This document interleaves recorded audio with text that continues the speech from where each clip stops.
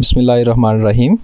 अस्सलाम वालेकुम dear students, chapter number 1 के हाफ शार्ट क्वेश्चंस हमने पढ़े थे।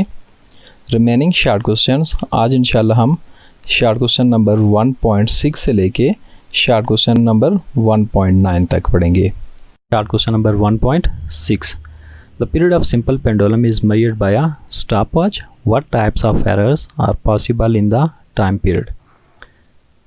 पीरियड ऑफ सिंपल पेंडुलम को स्टॉप वॉच से मेजर किया गया, तो इसमें कौन कौन सी एरर्स पॉसिबल हैं। The possible errors that might occur are random or personal errors and systematic errors. Random errors के साथ पर्सनल एरर मेंशन करने के रीज़न ये है कि हमारे पास जो रैंडम एरर थी उसकी काजेज़ में से एक काज ये थी इनअप्रोप्रिएट मेथड एंड दूसरी काज ये थी इनएक्सपीरियंस ऑफ पर्सन। तो ये दोनों पर्सन से रिलेट करती हैं, इसलिए इसको पर्सनल एरर का नाम दिया गया है। Personal error occurs due to the negligence or inexperience of a person. ये पर्सनल एरर किस वजह से हो सकती है, नेग्लिजेंस या फिर इनएक्सपीरियंस ऑफ ए पर्सन। यानी जब आपने सिंपल पेंडुलम का एक्सपेरिमेंट स्टॉप किया या स्टार्ट किया, स्टार्ट और स्टॉप के दौरान जब आप स्टॉप वॉच यूज़ कर रहे हैं उसमें नेग्लिजेंस होने की वजह से ये एरर हो सकती है, इसलिए हम इसको पर्सनल एरर का नाम देते हैं।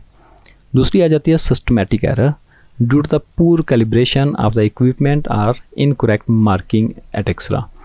दूसरी जो एरर हमारे पास है सिस्टमैटिक एरर, ये पूर कैलिब्रेशन ऑफ इक्विपमेंट की वजह से या इनकरेक्ट मार्किंग की वजह से हो सकती है। यानी आपके पास जो स्टॉप वॉच है, स्टॉप वॉच में कोई ज़ीरो एरर मौजूद हो, उसकी वजह से जो एरर होगी वो सिस्टमैटिक एरर होगी। नेक्स्ट हमारे पास आता है short question number 1.7, Does the dimensional analysis give any information on constant of proportionality that may appear in any algebraic expression? Explain. क्या डायमेंशनल एनालिसिस हमें कांस्टेंट ऑफ प्रोपोर्शनैलिटी से रिलेटेड कोई information देता है? अगर देता है तब भी, नहीं देता तब भी अपना एक्सप्लेन करना है। Dimensional analysis does not give any information about constant of proportionality in any expression. किसी भी expression के अंदर dimensional analysis हमें constant of proportionality के बारे में कोई information नहीं देता। This constant can be determined by experimental method.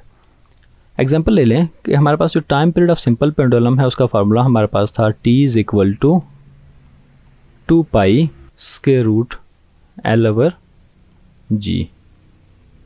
तो ये टाइम पीरियड हमारे पास है, टाइम पीरियड का फार्मूला।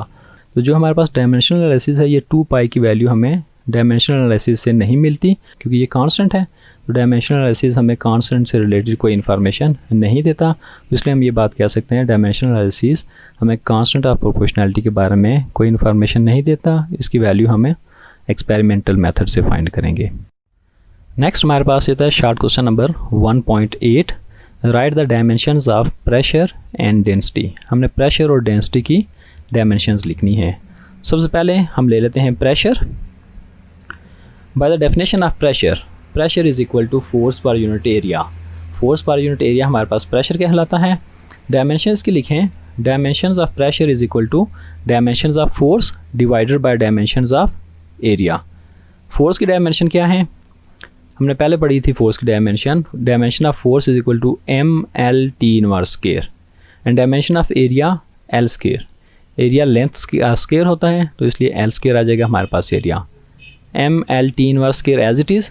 एरिया का स्क्वायर यहाँ डिनोमिनेटर में है, नोमिनेटर में आके L की पावर -2 हो जाएगी। इसको सिंप्लीफाई करें, सिंप्लीफाई करते हुए हमारे पास क्या आ जाएगा, M as it is, T की पावर 1 एंड -2, 1 -2 -1 आ जाएगा और t की पावर -2 एज इट इज़ आ जाएगा। तो हमारे पास प्रेशर की डायमेंशन क्या आ जाएगी, ML inverse T inverse square. ये हमारे पास प्रेशर की डायमेंशन आ जाएंगी। साथ ही हमारे पास दूसरी डायमेंशन किसकी है, डेंसिटी की। डेंसिटी की डेफिनेशन क्या होती है, डेंसिटी मास पर यूनिट वॉल्यूम। तो dimension of mass divided by dimension of volume, dimension of density हमारे पास आ जाएगी। Dimension of mass, mass base dimension आ जाती है। Dimension of m, dimension of volume, volume हमारे पास होता है length multiply by width multiply by height. Length की डायमेंशन भी L, विड्थ की डायमेंशन भी L, हाइट की डायमेंशन भी L। तो तीनों को मल्टीप्लाई करेंगे तो हमारे पास L³ आ जाएगा। इसको थोड़ा सा सिंप्लीफाई करें, m as it is, L की पावर यहाँ 3 है तो नोमिनेटर में जाके -3 हो जाएगी। तो एक ही ब्रैकेट के अंदर लिख दें तो हमारे पास जाएगा ml⁻⁻3, ये डायमेंशन ऑफ डेंसिटी आ जाएगी। Next short question number 1.9, the wavelength lambda of a wave depend upon speed v of the wave and it's frequency f। Wavelength speed और फ्रीक्वेंसी ऑफ वेव के ऊपर डिपेंड करते हैं। Knowing that, जो बात हमारे पास गिवन है, dimension of lambda is equal to l, dimension of v या speed l t inverse and dimension of frequency t inverse, ये वैल्यूज हमारे पास गिवन हैं। Deduce which of the following is correct. इन डायमेंशंस को use करके हमने ये बताना है इन इक्वेशन में से कौन सी इक्वेशन करेक्ट है।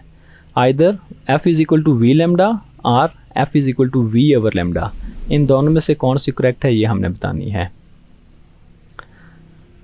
जब हम इसके सॉल्व करने की तरफ चलते हैं तो पहले हम पहली इक्वेशन ले लेते हैं, f is equal to we lambda. Dimension का मेथड अप्लाई करें इसके ऊपर, तो सबसे पहले हम इसकी लेफ्ट हैंड साइड ले लेंगे।